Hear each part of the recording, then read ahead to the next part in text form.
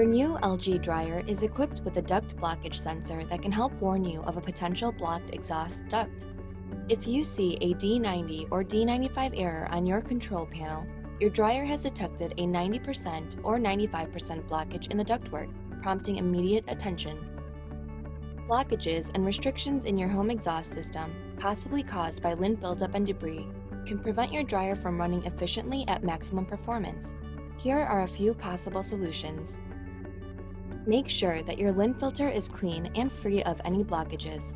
Check the outside dryer vent while dryer is in operation to make sure that there is a strong airflow. If there is no airflow or if the airflow is weak, then you may have a restriction that needs to be removed. Next, with the dryer unplugged and turned off, disconnect the vent from your dryer and see if there are any visible obstructions. If there are, remove the obstruction and reconnect. At this point, run your dryer to see if your problem has been eliminated. Check the vent hood for damage or lint clogging and make sure the area around the vent hood is clear. Not all blockages and restrictions can be easily seen.